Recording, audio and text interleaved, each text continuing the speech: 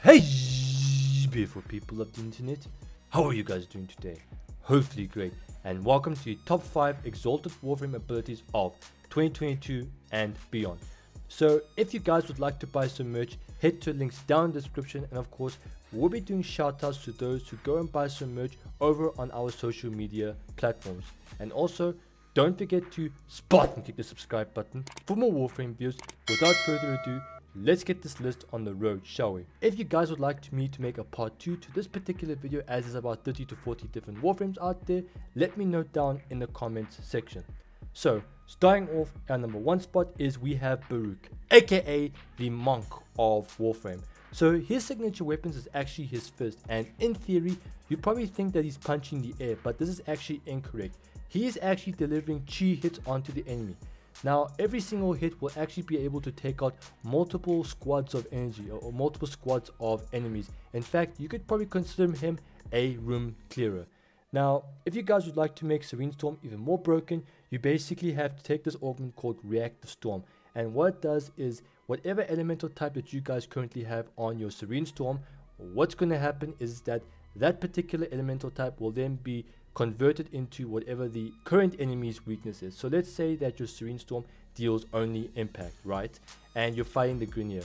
With Reactive Storm, what's going to happen is that impact damage will then be converted into corrosive, because the majority of the Grineer are wearing ferrite armor, and ferrite armor is the weak spot when it comes to corrosive.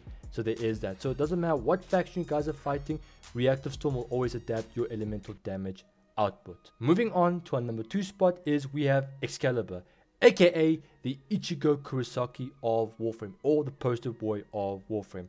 Pick your poison. So his signature weapon, it's this really cool looking sword that Excalibur just pulls out of thin air or out of his hand. So basically you want to use Exalted Blade with Chromatic Blade, and the way that Chromatic Blade works, it works just like Chroma's passive. The only difference is it's on Excalibur. So whatever color that your Excalibur is, that will determine the innate energy type in your Exalted Blade. So let's say that you guys would like to go and add red energy to your Excalibur as your energy color. Red energy color means that your Exalted Blade will have heat energy as default.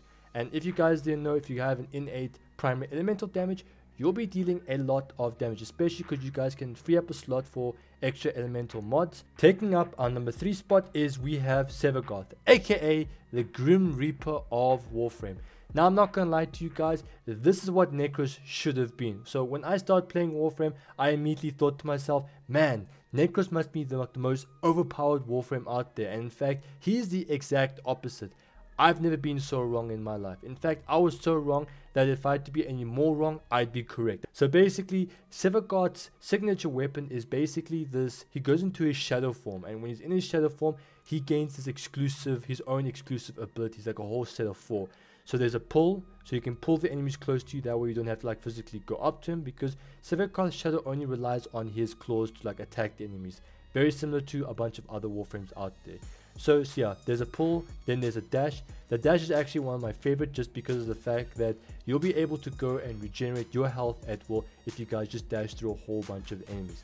That is absolutely phenomenal. So you can pull the enemies close to you and then dash right through them and just steal all their health away from them, replenishing your own ones. Taking up our number 4 spot is we have Titania, aka the Queen of the Fairies, or Tinkerbell with dual SMGs. Pick your poison. So just like Sevagoth, her Arcwing or her Exalted based ability is unique from the others. So Titania basically shrinks into like a bug size or a mosquito size, and she goes into her Arcwing form. While she does this, she gets her own separate form of weapon. So she gets 2 SMGs and her own version of a melee weapon. Now don't worry about the melee weapon too much, I don't really use it. I prefer to just use, her machine guns, just because they're easier to kill enemies. I can keep my distance, and also they're a lot of fun to use.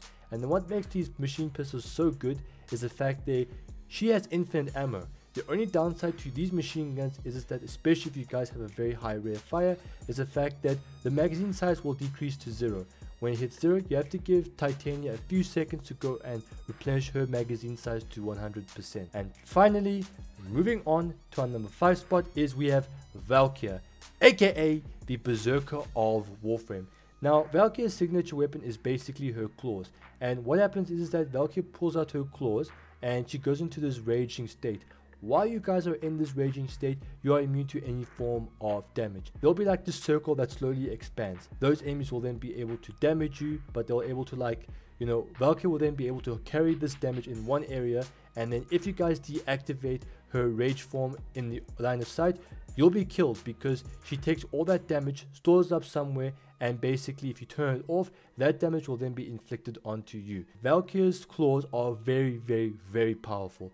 Like, I do guarantee you that you go and fight yourself a acolyte in the steel path and you'll basically be able to almost one-shot them. Of course, with the correct mods, you'll be able to just one-shot them. And the most effective way to go and use Valkyrie's claws if you want maximum damage is to do slide attacks, you know, where she'll slide and then you melee attack and then she'll like, you know, spin around like a little bit of a ballerina and just like absolutely slaughter everybody. Almost like a blender, you know, she'll turn around like a blendery form. So there is that. Ladies and gentlemen, that's all for today's video.